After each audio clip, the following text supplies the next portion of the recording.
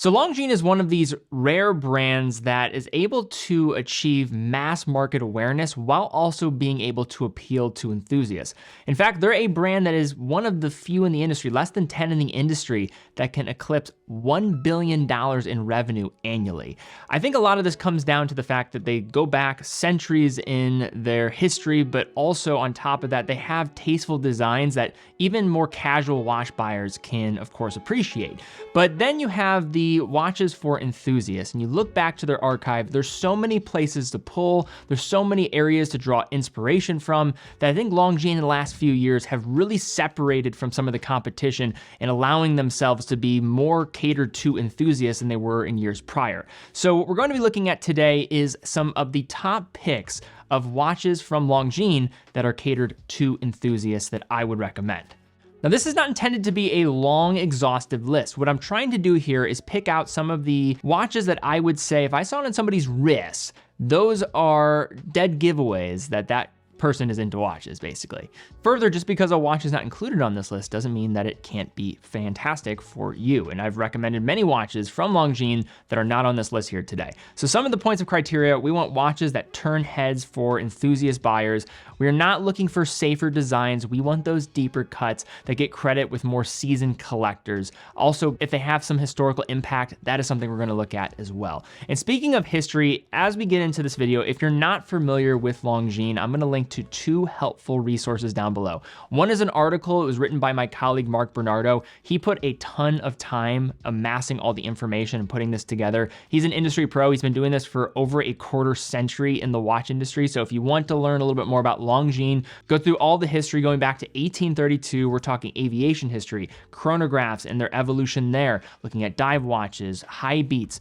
Everything that you want to know about Longines is in that article, so that is very helpful. And then another place that you could also look, I had a video that released a couple years ago going through Longines Museum in their headquarters. It's actually inside where they do some of their manufacturing and assembly of their watches, and was able to get a guided personal tour to see some of their museum pieces. So if that's interesting to you, check that out. Also at the end of that video is an interview with their CEO, so that will probably bring you up to speed on what Longines is all about, so you can better appreciate what I'm talking about here. So one thing to be aware of as we go through this list and understanding Longines just more generally is they use terms, phrases, collections, both on a heritage standpoint, but also on a more contemporary wavelength too. When you see something like Conquest, there are two different Conquest lines within the Longines collection. One falls underneath the Heritage collection, one falls underneath more of this contemporary collection. So to understand that, now we're gonna get into the one that I'm gonna recommend here, and this is the Conquest Heritage. So the Heritage line has more of the roots of those 1950s originals.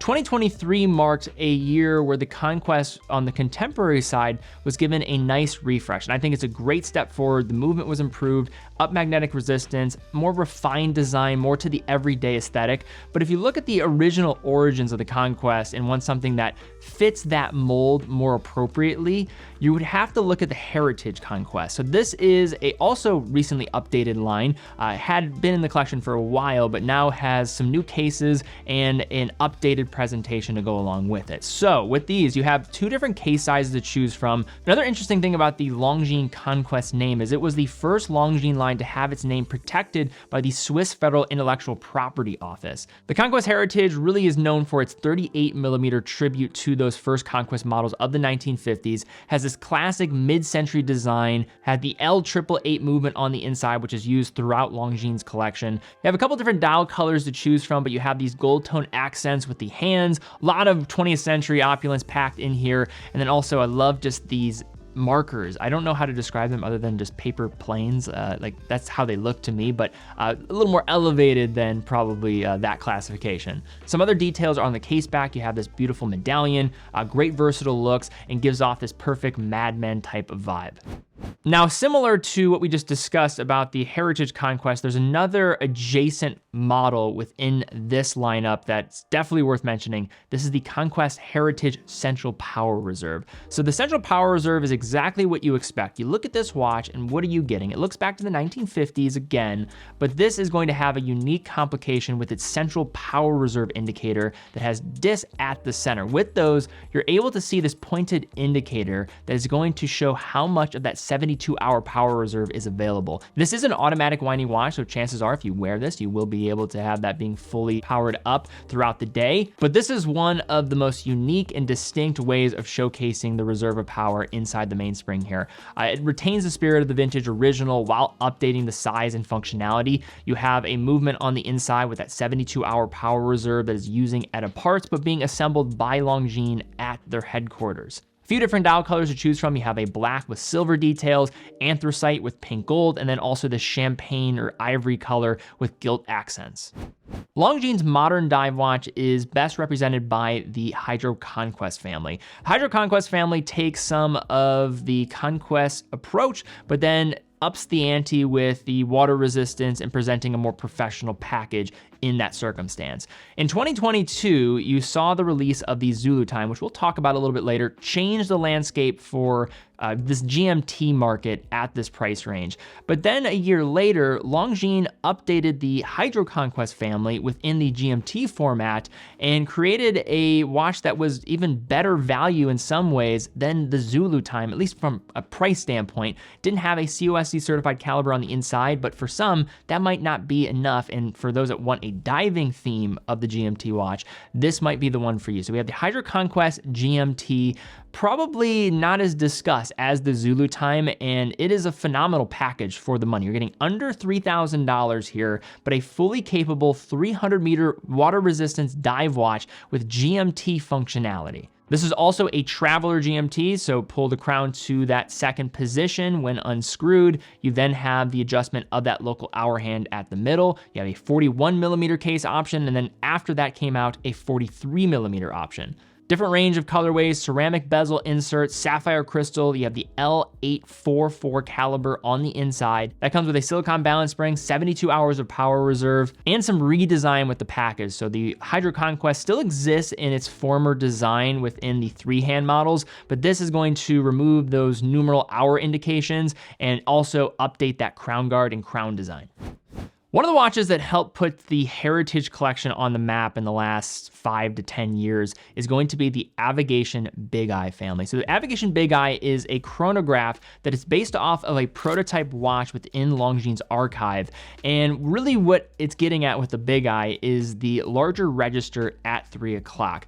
The whole point around this register is that it's able to depict and showcase the minutes, elapsed minutes, when the chronograph is active at a very quick glance. The release of the modern version of the Avigation BigEye was in 2017, came with a stainless steel case, black dial, still a great looking watch and well positioned even by today's standards. And then you also have the petroleum blue dial version with the titanium case, actually a grade 5 titanium case at that. So this is probably one of the more attainable grade 5s you're going to come across in the industry. The dial is absolutely spectacular. You have this grain blasted style finish to the dial with that blue, phenomenal combination. On the inside, you have a column wheel chronograph as well, making it probably one of the more attainable column wheels, especially from a brand like Longines that is not just taking a run-of-the-mill movement, dropping in the inside. They're fine-tuning and testing these. This is a proprietary movement that they're getting in partnership with the Swatch Group's manufacturing arm in ETA. You have a 66-hour power reserve, a silicone balance spring to go along with it, and a dial design that is very distinct for Longines. And speaking of distinct, we have a watch that embodies the mid-20th century idea of some of their high beat calibers. Here we have the Heritage Ultra-Chron. So the Ultra-Chron family of watches really dates back to the 1960s where they started to see more popularity. Then you had the Ultra-Chron Diver from 1968. But if you're not familiar with the Ultra-Chron name, this is commonly affiliated with their high frequency movements. And Longines was one of the few brands that were specialists in producing high beat calibers. Ultra-Chrons were also really known for their chronometric precision. Back in the 1960s, these watches were marketed as being accurate to 1 minute a month. So that is 2 seconds a day in accuracy, which even by today's standards is absolutely unbelievable and as accurate as any chronometer you'll come across today. The watch that represents it now in the common package is the dive watch. Now the diver that was reintroduced comes in with a case size of 43 millimeters, 13.9 millimeters in thickness, and a lug-to-lug of 49 millimeters, still getting 300 meters of water resistance, and the L836 caliber on the inside, still operating at 36,000 vibrations per hour like the original models from the 1960s. Another interesting aspect about this watch is when it was unveiled, it was positioned as an ultra-chronometer. This was a chronometer standard developed by Time Lab. It was a Swiss firm that worked with Longines in creating this really ultra-precise movement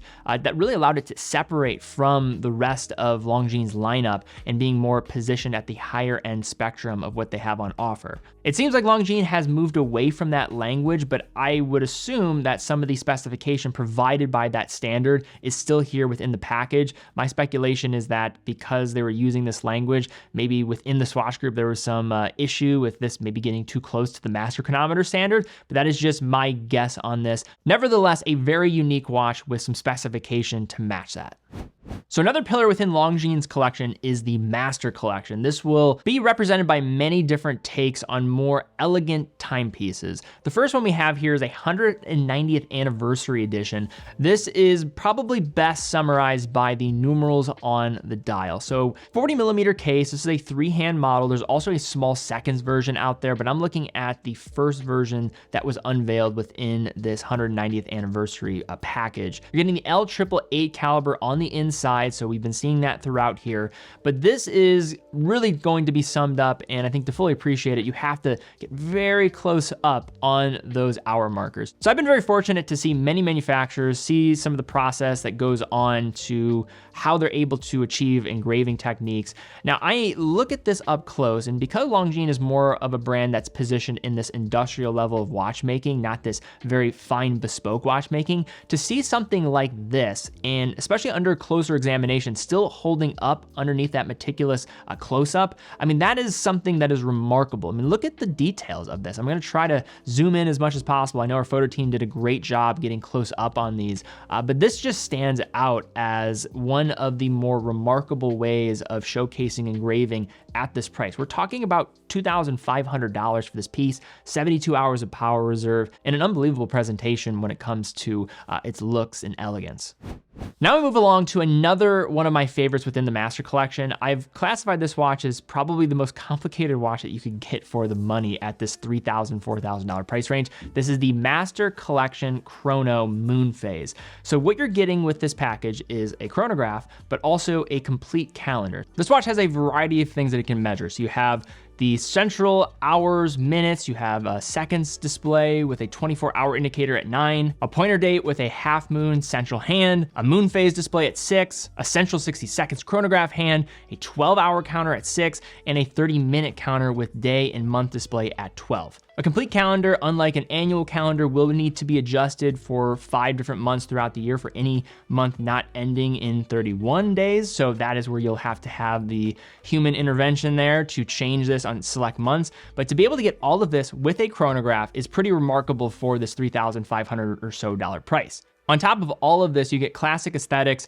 elevated finishing, wearable size at 40 millimeters as well. And if you put a different name on the dial, based off of this complication type, you'd be talking tens of thousands of dollars, or in the case like a brand like Patek Philippe, probably getting into 6 figures. So similar to what I said earlier about the Conquest name, something's happening on the same front with the Flagship name, but we're looking at 2 Heritage models within the Flagship lineup. First with the Flagship Heritage. This is a simple 3-hander, small seconds here instead of the central seconds, but a 38.5 millimeter dress watch presented with both a black dial as well as a cream ivory dial. I believe this is the least expensive watch on this list, coming under $2,000 at retail. You have a 47 millimeter lug to lug, has the L615 caliber on the inside. So the reason why you're going to see this watch be a little bit less expensive is this is not going to operate at the traditional rate of many of the Longines watches to this point at 3.5 hertz. Instead, this is operating at 4 hertz. Now, the only difference there is that this is using more of a conventional base of the 2895 2 caliber from Etta. It does feature hacking and hand winding. You're not getting the same length of power reserve of many of these watches, which come in with that 70 hours. Here, not quite to that point. But I absolutely love this design. I actually own the black dial version of these. This dates back to the 1957 classics from this collection.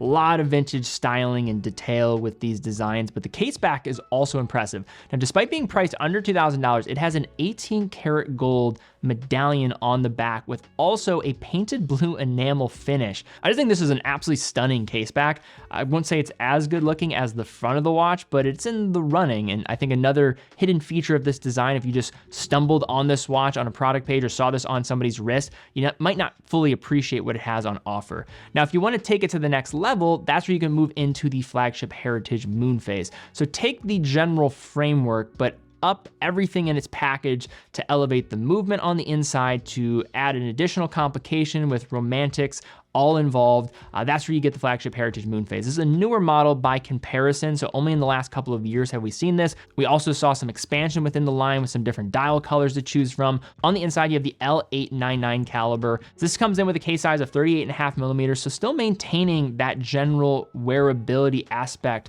of this watch, despite adding that complication of the Moonphase. One of the points of difference between this model and the previous version is going to be the thickness, but it's not adding so much to the package. This still wears like a dress watch. Going to be listed out at 12.4 millimeters in thickness, sapphire crystal on top, and a variety of dial colors to choose from, while still getting that 18 karat gold medallion on the back with that blue enamel finish.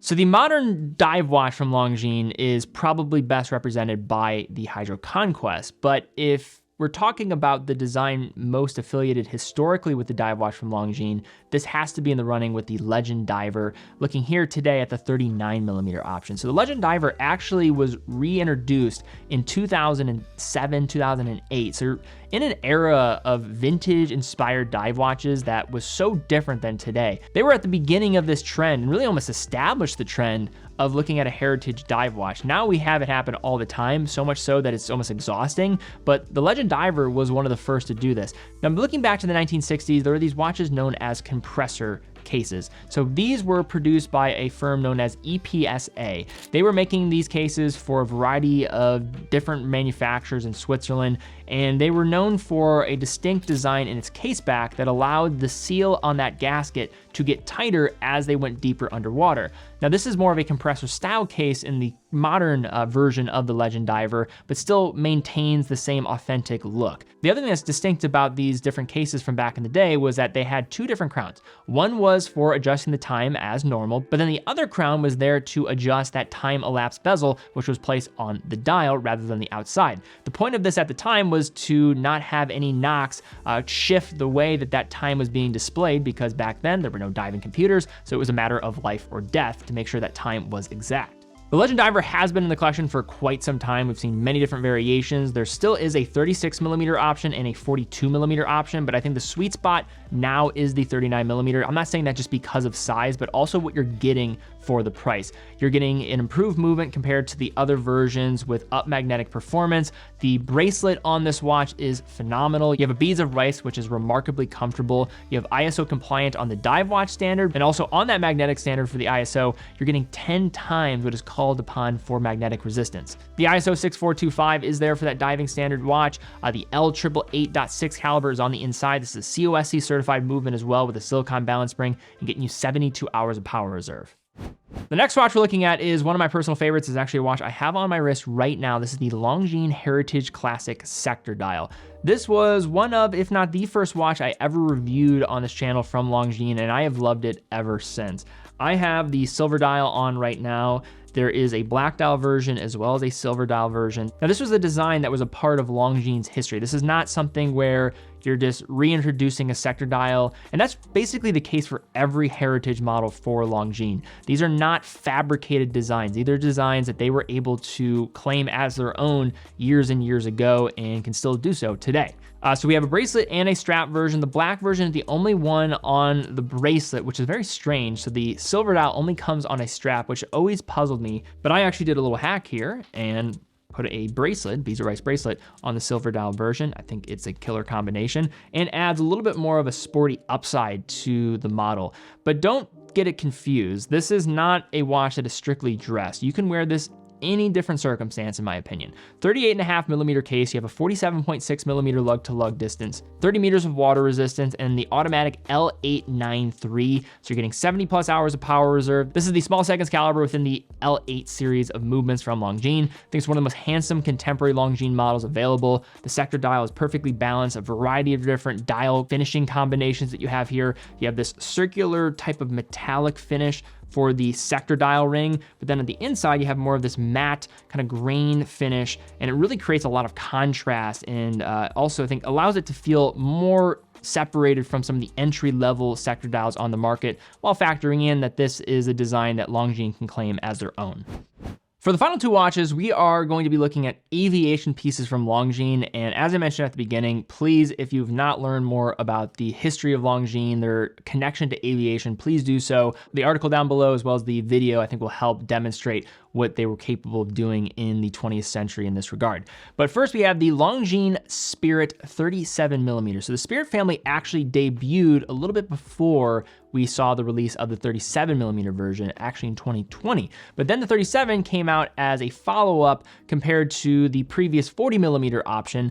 The 40mm option and the 42mm option before that had these very long lugs. Some people were not a fan of how they wore on the wrist, but they presented as this perfect do-it-all watch while imbuing a lot of the aviation roots of some of their previous designs from the mid-20th century. The 37 packs an amazing package for somebody that wants a go anywhere, do anything watch with this aviation spin on things. You have a 37mm diameter, 11.7mm in thickness, and a lug-to-lug just shy of 45mm, still getting 100 meters of water resistance, and you get the automatic L888 caliber on the inside. This also is a COSC certified movement. I know many people like to mention the Conquest, as myself included, I think being the most complete everyday style watch from Longines, but this is in the running, and why this is priced higher than those is the COSC certification for this movement, where the Conquests are not going to be COSC certified. Another update with the 37mm compared to some of the previous case size of the Spirit is that they changed the way that those lugs are going to drape and allow the bracelet to also drape around the wrist. So this is going to allow this to wear true to size, where the previous ones were probably going to wear at least a millimeter or two larger than the proposed diameter. Now for the final watch on this list, we have arguably the most impactful commercial release from Longines, maybe in the 21st century. This is the Longines Spirit Zulu. So this dates back to 1925. If you look at the origins of the Zulu, they came out with a watch that had 2 time zones that could be measured at once in a wristwatch. Think about that time that I just mentioned, 1925.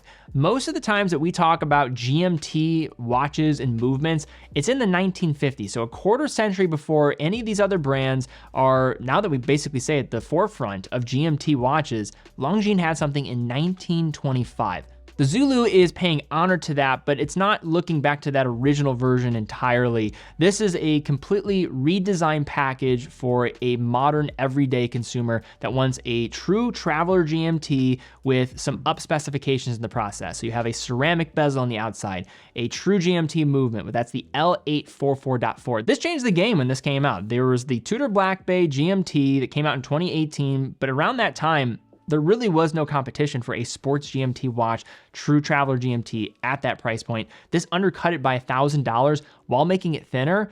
There was a lot of reasons, and still a ton of reasons, to go for the Longines Spirit Zulu time in comparison to the Tudor Black Bay. I think Tudor has answered back since then with some different offerings within their catalog, but to this point, if you want something more of the aviation style of a different look, maybe not having the diving approach, this is where the Zulu time can even separate further. And on top of that, you now have a 39mm option, you have the 42mm option, you have different case materials to choose from, you have a titanium version at 39mm, S&G models, 100 meters of water resistance, sapphire crystal, different dial options to choose from. Lot to like. This is a resounding statement that was made by Longines when this came out in 2022, and to this point is one of their most important watches that they've created in the 21st century.